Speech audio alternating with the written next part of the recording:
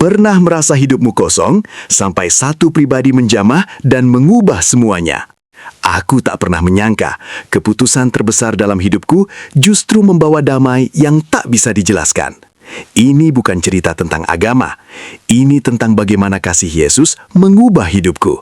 Temukan jawabannya di sini. Bukanlah keinginan saya untuk menjadi seorang Kristen, apalagi menjadi seorang murtadin. Tetapi kalau hal itu terjadi, saya sangat percaya pada apa yang tertulis dalam Injil, Yohanes pasalnya yang ke-15, ayatnya yang ke-16.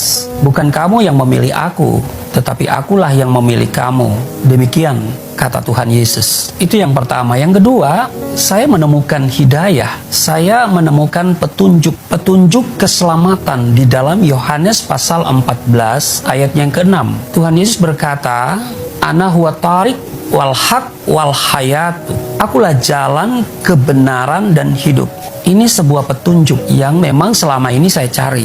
Karena secara umum ketika saya menjalankan kegiatan keagamaan saya sesungguhnya adalah seorang yang pencari petunjuk. Karena saya setiap hari minta petunjuk dari Allah Subhanahu wa Ta'ala. Yang kedua, saya butuh juru selamat. Karena saya sadar bahwa saya tidak dapat menyelamatkan diri saya sendiri. Saya tidak bisa selamat dengan kemampuan saya. Karena itu, saya memilih Kristen menjadi agama saya karena Yesus Kristus sebagai juru selamat. Itu sebabnya saya katakan nabi boleh banyak, rasul boleh banyak, tapi juru selamat hanya satu, yaitu Yesus Kristus. Sebab nabi dan rasul sampai hari ini punya gelar yang sama, yaitu almarhum. Tetapi Yesus Kristus, dia hidup dan dia berada di surga. Waktu dia naik ke surga, banyak mata yang memandang, dan malaikat pun berkata, dia akan datang seperti kamu lihat dia naik. Yang keempat, kenapa saya memilih Kristen menjadi agama saya? Saya menjadi seorang murtadin karena saya sangat kagum dengan ajaran keselamatan iman Kristen. Ini yang luar biasa. Di dalam Markus 16 ayat 16, siapa yang percaya diselamatkan, yang tidak percaya dihukum. Jadi siapapun engkau yang tidak percaya kepada Yesus Kristus sebagai Tuhan dan Juru Selamat, binasa. Sekali lagi saya tegaskan, binasa. Saya seorang yang terlahir dari keluarga yang sangat ketat dalam menjalankan syariah agama. Orang tua mengajarkan juga nilai-nilai agama, ya bahkan obsesi dari orang tua adalah supaya anaknya menjadi seorang yang sungguh-sungguh beragama dengan baik, beriman dengan baik. Karena itu saya pun demikian. Saya memiliki prinsip yang adalah prinsip Islami. Semua orang Islam tentu pegang prinsip itu, yaitu Quran surat 3 ayat 19. Inna dina indallahil Islam. Sesungguhnya agama yang diridhoi di sisi Allah hanyalah Islam. Saya sadar itu saya pegang secara kuat. Dan juga saya tidak pernah berpikir sebelumnya untuk menjadi seorang murtadin. Nauzubillah min zalik. Karena saya juga pegang dalam surat ketiga ayat 85 disebutkan di sana, barang siapa mencari agama selain agama Islam, maka sekali-kali tidaklah akan diterima agama itu daripadanya. Dan di akhirat termasuk orang-orang yang rugi. Saya sadar, saya kalau menjadi seorang murtadin, saya rugi. Mana ada saya berpikir sebelumnya untuk menjadi seorang Kristen. Bahkan di ayat 102 Quran surat ketiga itu berkata, wala tamutunna illa wa antum muslimun. Dan janganlah sekali-kali kamu mati melainkan dalam keadaan beragama Islam. Jadi Islam itu adalah hidup dan mati saya. Itu saya pegang kuat. Tidak seorang pun yang bisa datang kepada kami lalu kemudian menggugat iman Islam kami, lalu menawarkan jalan yang lain selain Islam untuk masuk surga. Pasti kalau orang itu datang menawarkan Yesus kepada kami, pada saya, artinya orang ini terlalu berani dan mungkin juga konyol menawarkan Yesus kepada kami yang sudah beragama Islam. Bagi saya, Kristen itu tidak menarik. Kristen itu agama kafir. Dan ini bukan tidak berdasar. Walaupun mungkin belakangan saya sadar bahwa saya gagal paham tentang iman Kristen. Apa yang saya kenal sebelum saya jadi Kristen tentang iman Kristen adalah bahwa orang Kristen itu Allahnya ada 3, yaitu Allah Bapa, Allah Anak, Allah Roh Kudus. Maka saya menggunakan dalil Quran surat Al-Maidah ayat 73 dengan dalil yang mengatakan, sesungguhnya kafirlah orang-orang mengatakan bahwasanya Allah salah seorang dari yang 3. Ini yang saya pegang. Maka saya katakan lah orang Kristen punya Allah 3. Tetapi setelah saya jadi Kristen, saya baru paham ternyata orang Kristen itu tidak seperti yang saya pikirkan.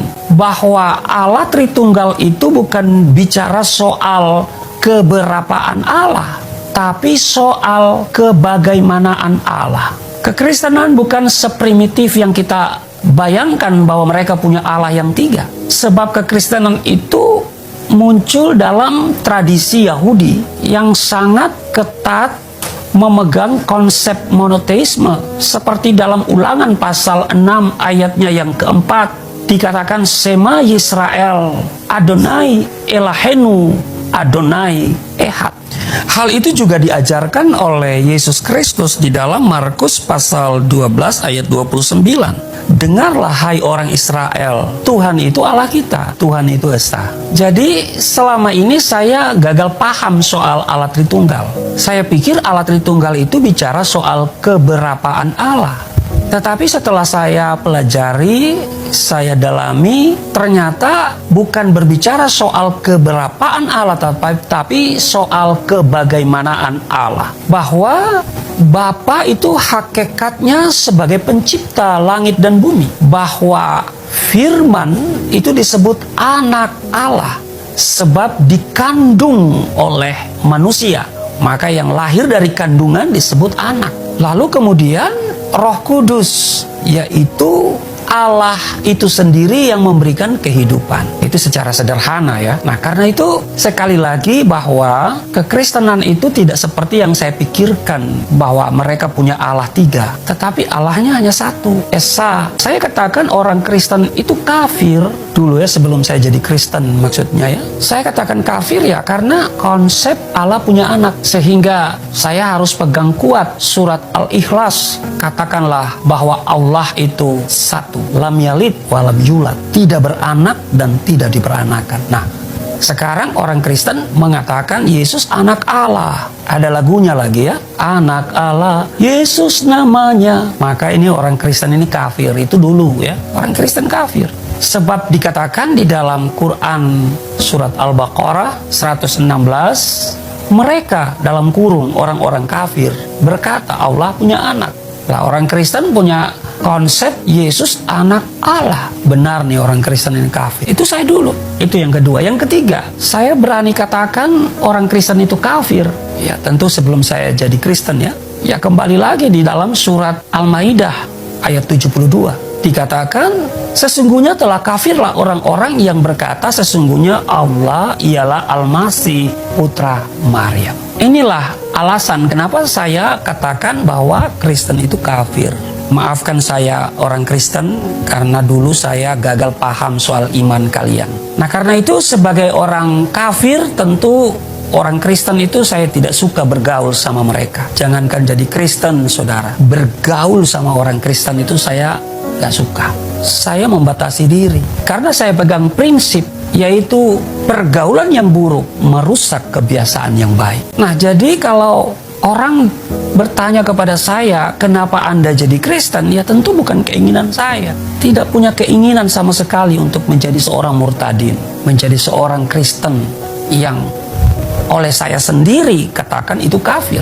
Tapi kenapa kenyataannya hari ini saya jadi Kristen, menjadi seorang murtadin? Ya seperti dikatakan di dalam Yohanes pasal 15 ayat 16, bukan kamu yang memilih aku, tetapi akulah yang memilih kamu. Maka ini sangat benar. Isa Al-Masih datang menjumpai saya dalam sebuah penglihatan ketika saya sedang mempersiapkan kegiatan ibadah saya pada subuh hari. Nah dari perjumpaan itu dalam sebuah penglihatan itu saya punya kerinduan yang begitu menggebu-gebu untuk mempelajari siapa sesungguhnya beliau itu yang saya kenal dengan Nabi Isa itu. Dan saya kan hanya mengenal dia sebatas nabi dan rasul, yaitu nabi yang ke-24 yang wajib saya percaya sebagaimana dengan rumusan rukun iman. Di dalam rukun iman yang keempat, percaya kepada nabi dan rasul. Maka saya mulai berpikir untuk mempelajari lebih jauh, mengenal lebih jauh. Dan saya mau tegaskan, tidak ada sumber yang paling akurat untuk mengetahui siapa sesungguhnya Yesus Kristus itu selain Alkitab. Selain Alkitab. Kalau ada sumber yang berbicara tentang Yesus Kristus di luar Alkitab, ya dipastikan itu tidak akurat. Nah, karena itu bagi setiap orang yang mau mengenal siapa sesungguhnya Yesus Kristus harus baca Alkitab. Tetapi untuk mendapatkan, apalagi membaca Alkitab, bagi saya itu sebuah kesulitan. Masalahnya kami tidak dianjurkan. Mana ada sih orang Islam dianjurkan baca Alkitab? Mana ada orang tua Islam mengatakan kepada anak-anaknya, selain kalian baca Al-Quran, baca Alkitab ya? Nggak bakalan. Bahkan saya diajarkan sejak kecil bahwa Alkitab yang ada ini palsu. Tetapi kalau teman-teman yang Kristen itu mengatakan kepada saya, siapa yang memalsukan, bagian mana yang dipalsukan, kapan dipalsukan, ya saya tidak bisa menjawab. Dan kalau itu palsu, mana yang asli, ya saya tidak bisa memberitahu, memberikan bukti kepada mereka. Itulah alasan-alasan saya dulu. Tetapi setelah penglihatan itu, perjumpaan dalam sebuah penglihatan itu, inilah yang kemudian terus mendorong saya untuk belajar atau mengenal, mempelajari siapa sesungguhnya Isa Al-Masih itu. Karena itu saya harus berusaha untuk mendapatkan itu, bagaimanapun caranya. Tetapi lagi-lagi bukan sesuatu yang mudah. Dan saya juga tidak punya keberanian. Karena apa? Karena kalau ini diketahui oleh orang tua saya mendapatkan Alkitab, lalu kemudian membaca Alkitab, wah ini bisa malapetaka ini, bisa innalillahi wa inna ilaihi rajiun nih. Ya kalau zaman sekarang mungkin secara diam-diam kita bisa baca Alkitab, karena masing-masing kita punya Android, dan kita akan download itu Alkitab dalam berbagai versi bahasa. Tapi zaman itu, zaman dimana saya waktu itu kan tidak seperti hari-hari ini ya, begitu hebatnya teknologi ini. Tidak ada lagi yang tersembunyi hari ini. Semuanya sudah terbuka. Tidak ada lagi yang bisa disembunyikan hari-hari ini. Nah, karena itu saya harus kumpulkan keberanian untuk membaca Alkitab. Saudara bayangkan, untuk membaca Alkitab, saya harus kumpulkan keberanian dulu. Supaya nanti kalau kedapatan oleh keluarga saya baca Alkitab, mungkin itu ayah saya, atau ibu saya, atau saudara-saudara saya punya alasan. Maka Tuhan memberikan saya hikmat. Minimal ada 3 alasan kenapa saya harus membaca Alkitab, yang kemudian menimbulkan keberanian untuk membaca Alkitab. Yang pertama yaitu rukun iman yang ketiga. Di dalam Islam kan ada rukun iman. Rukun iman ada 6. Yang pertama percaya kepada Allah, yang kedua percaya kepada malaikat, yang ketiga percaya kepada kitab yang pernah diturunkan oleh Allah, antara lain Taurat, Zabur, dan Injil. Nah, Taurat, Zabur, dan Injil hari ini telah menjadi satu buku, namanya Alkitabul Muqaddas, kitab suci atau Alkitab. Maka ini menjadi alasan menimbulkan keberanian. Wah, saya mesti baca ini. Saya memulai membaca Kejadian, Keluaran, Imamat, Bilangan, Ulangan, dan seterusnya. Tapi saya tidak begitu tertarik untuk membaca secara keseluruhan. Karena itu saya harus segera melangkah pada Perjanjian Baru. Nah, pada Perjanjian Baru, Matius, Markus, Lukas, dan Yohanes, yang paling saya suka baca yaitu Injil Yohanes. Ketika saya membaca Injil Yohanes, maka saya menemukan hidayah di sana. Saya menemukan petunjuk. Mulai dari Yohanes pasal 5 ayat 24. Di sana dikatakan, aku berkata kepadamu, sesungguhnya barang siapa mendengar perkataanku dan percaya kepada Dia yang mengutus aku, ia mempunyai hidup yang kekal dan tidak turut dihukum, sebab ia sudah pindah dari dalam maut ke dalam hidup. Saya terus membacanya, dan paling menarik adalah Yohanes pasal 14 ayat 6. Akulah jalan, kebenaran, dan hidup. Tidak ada seorang pun yang datang kepada Bapa kalau tidak melalui aku, kata Tuhan Yesus. Tuhan Yesus berani berkata tidak seorang pun yang datang kepada Bapa. Bapa itu di mana? Di surga. Karena dia mengajarkan doa Bapa kami yang di surga. Ini artinya tidak seorang pun yang datang ke surga kalau tidak melalui Yesus. Saudara yang mau ke surga, suka atau tidak suka, senang atau tidak senang, harus melalui Yesus. Kalau tidak melalui Yesus, binasa. Orang Manado bilang mampus. Itu sebabnya saudara, waktu baca ayat ini saya begitu luar biasa. Ini dasar. Yesus berkata, akulah jalan, kebenaran, dan hidup. Saudara mau jalan yang benar harus melalui Yesus. Hidup yang benar harus melalui Yesus. Dalam Kisah Rasul 4 ayat 12 saya menemukan sebuah ketegasan dan keselamatan tidak ada di dalam siapapun juga selain di dalam Dia. Sebab di bawah kolong langit ini tidak ada nama lain yang diberikan kepada manusia yang olehnya kita dapat diselamatkan. Tetapi saudara, walaupun saya baca sudah ayat-ayat ini, tidak dengan mudah untuk melepaskan iman Islam. Masih saja pikiran saya belum sepakat dengan hati saya. Hati saya sudah mengatakan, suara dalam diri saya berkata ini sebuah kebenaran. Tapi pikiran saya masih berkata Alkitab palsu. Saudara, ini sebuah pertentangan antara akal dan hati nurani saya. Saya masuk dalam sebuah kebimbangan yang begitu dalam. Saya menjadi orang yang kemudian melepaskan semua kegiatan-kegiatan keagamaan saya, berdiam diri sambil saya berdoa secara pribadi. Dalam hati saya berseru kepada Tuhan, Engkau yang mempunyai kebenaran itu. Sekarang saya bingung mana yang saya harus pilih. Saya katakan kalau Alkitab ini benar, lupakan saya kepada yang lain, pikiran-pikiran yang lain. Tapi kalau Alkitab ini salah, lupakan saya untuk selama-lamanya kepada Alkitab ini. Saudara, berhari-hari, berminggu-minggu, berbulan-bulan saya seperti itu. Tapi kemudian sosok yang luar biasa, pribadi yang luar biasa itu, dialah Yesus Kristus kembali datang dalam sebuah penglihatan. Dia mengulurkan tangannya, dia berkata, datanglah kepadaku, niscaya kau akan mendapatkan kedamaian.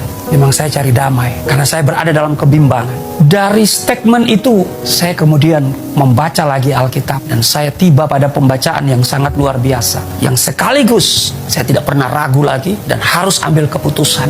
Roma pasalnya yang ke-1 ayat 16 dan 17. Sebab aku mempunyai keyakinan yang kokoh dalam Injil, karena Injil adalah kekuatan Allah yang menyelamatkan setiap orang percaya. Saudara, ini luar biasa. Saya akan baca secara lengkap ayat itu, saudara. Sebab aku mempunyai keyakinan yang kokoh dalam Injil, karena Injil adalah kekuatan Allah yang menyelamatkan setiap orang percaya. Pertama-tama orang Yahudi, tapi juga orang Yunani. Sebab di dalamnya nyata kebenaran Allah yang bertolak dari iman dan memimpin kepada iman, seperti ada tertulis, orang benar akan hidup oleh iman. Saudara, dua ayat ini saya simpulkan dalam satu kalimat yang pendek. Injil adalah kebenaran dan kekuatan Allah yang menyelamatkan setiap orang. Saudara ingin selamat, petunjuknya ada di sini. Saudara ingin bahagia, maka petunjuknya ada di sini. Saudara ingin sukses menjalani hidup ini, di sini petunjuknya. Saudara, inilah yang membuat saya harus bertekuk lutut di hadapan Yesus Kristus, dan dengan lidah saya harus mengaku Yesus Tuhan dan Juru Selamat. Di luar Yesus nggak ada jaminan keselamatan. Sebab di dalam Markus 16 ayat 16, yang percaya diselamatkan, yang tidak percaya dihukum, mampus, binasa. Wow, sukacita ketika saya mendapatkan jaminan keselamatan di dalam Injil Yesus Kristus. Oleh kasih karunia Allah di dalam Yesus Kristus. Inilah kemudian yang membuat saya begitu bersemangat. Saya harus menceritakan, harus bersaksi, dan saya mulai menyatakan diri. Saya menerima Yesus sebagai Tuhan dan Juru Selamat. Bahwa di luar Yesus tidak ada jaminan keselamatan. Apa yang terjadi, saudara? Saya dijerat dengan pasal 156A KUHP. Diproses secara hukum sebagai seorang penista agama. Padahal saya hanya bersaksi, baik secara tertulis maupun secara lisan. Tapi saya pada akhirnya bersyukur karena saya melihat semua pasti ada dalam rancangan dan rencana Tuhan yang indah buat pribadi saya. Saya tidak pernah meragukan lagi walaupun saya dituntut 4 tahun pidana penjara, lalu kemudian putusannya menjadi 4 tahun 6 bulan. Saudara, ancaman maksimal dari pasal 156A KUHP itu 5 tahun pidana penjara. Saya dituntut 4 tahun. Putusan Majelis Hakim Pengadilan Negeri menjatuhkan pidana penjara 4 tahun dan 6 bulan. Saya banding kasasi, hasilnya sama. Ya, saya tetap mengucap syukur. Karena esensi menjadi seorang Kristen 2 hal, saudara. Mengucap syukur dalam segala keadaan, dalam segala situasi. Sesuai dengan 1 Tesalonika 5 ayat 18. Dan dikatakan juga di dalam Filipi pasal 4. Yaitu apa? Bersukacitalah senantiasa di dalam Tuhan. Jadi orang Kristen itu harus punya 2 hal ini. Askuru wa ifrahu, ya. Mengucap syukur dan bersukacita. Kenapa? Karena sebuah kepastian hidup kekal telah diberikan kepada kita. Kita diselamatkan bukan karena perbuatan baik kita, bukan karena amal saleh kita, tapi amal saleh perbuatan itu tetap kita lakukan sebagai orang yang sudah diselamatkan. Itu untuk mendapatkan apa? Mahkota, bukan lagi keselamatan. Karena Yesus berkata, akulah pintu. Barang siapa masuk melalui aku, ia akan selamat. Dan ia akan masuk keluar dan menemukan padang rumput. Yohanes 10 ayat 9. Yohanes 10:28 berkata, dan aku memberikan hidup yang kekal kepada mereka.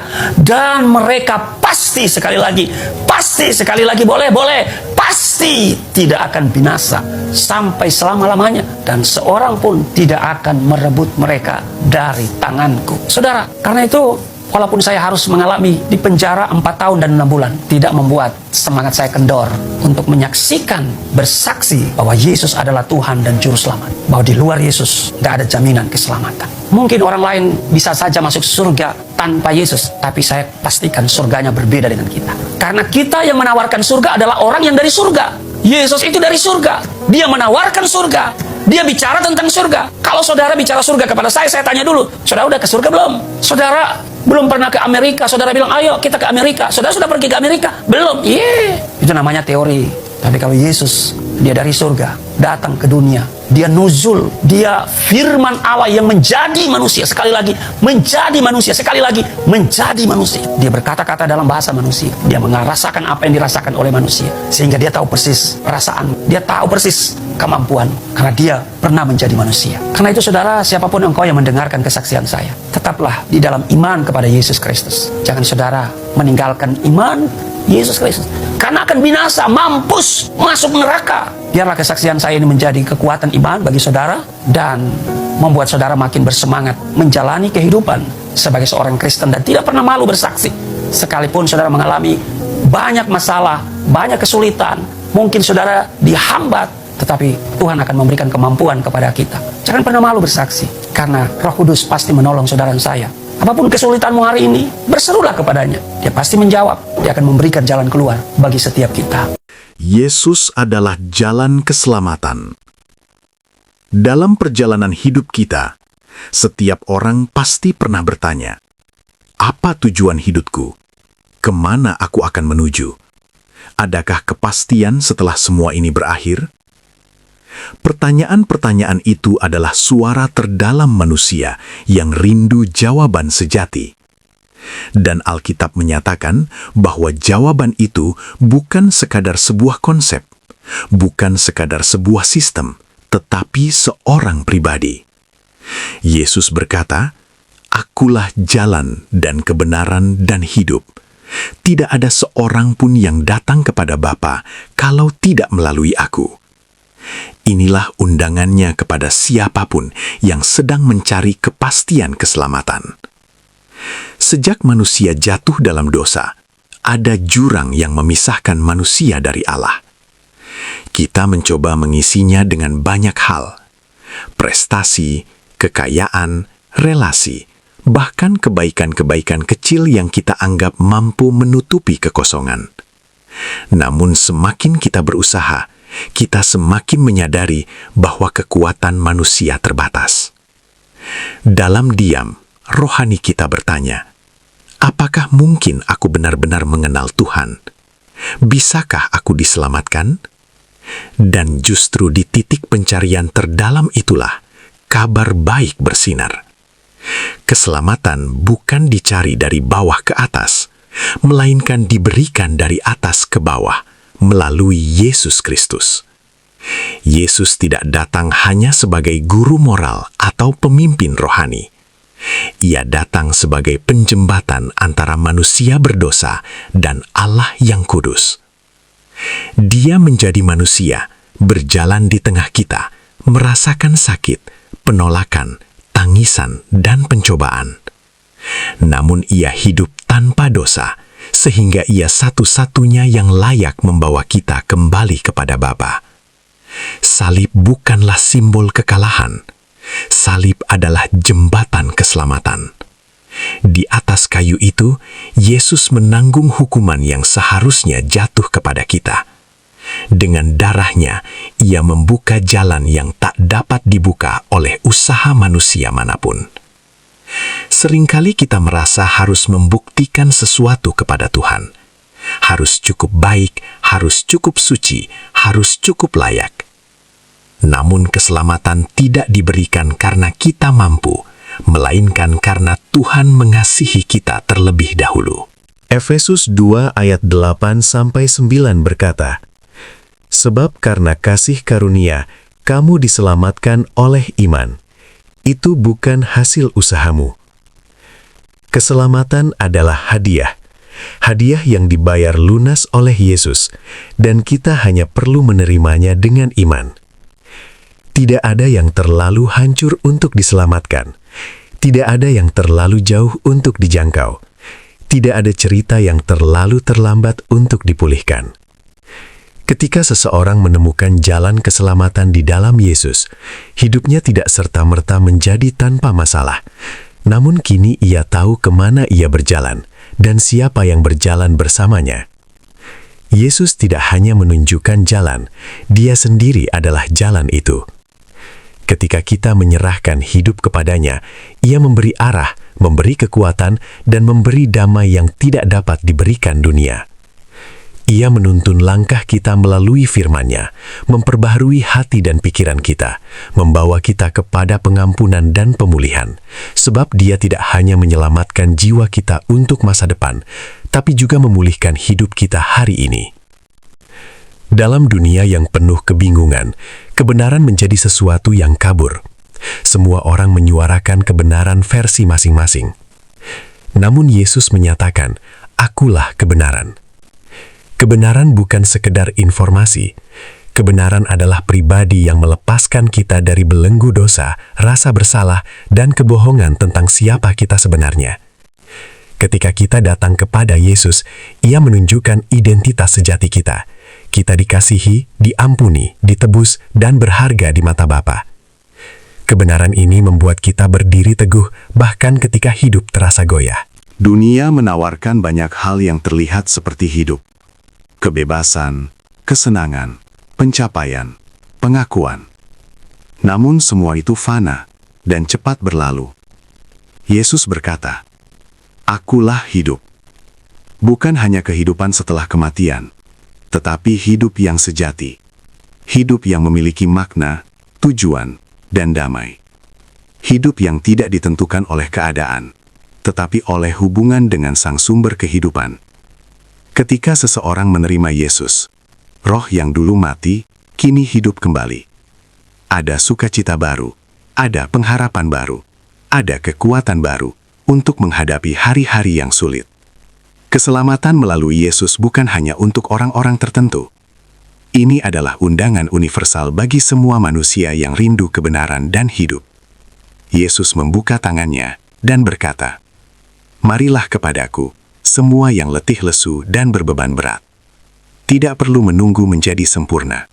Tidak perlu menunggu semua masalah selesai. Datanglah apa adanya, karena Yesus yang akan memulihkan. Hari ini, jika engkau mendengar suaranya, jangan keraskan hatimu. Dia adalah jalan yang pasti, kebenaran yang teguh, dan hidup yang kekal. Keselamatan bukan sekadar konsep. Keselamatan adalah pribadi. Keselamatan itu adalah Yesus. Injil Yohanes 14:6 berkata, kata Yesus kepadanya, "Akulah jalan dan kebenaran dan hidup. Tidak ada seorang pun yang datang kepada Bapa kalau tidak melalui aku."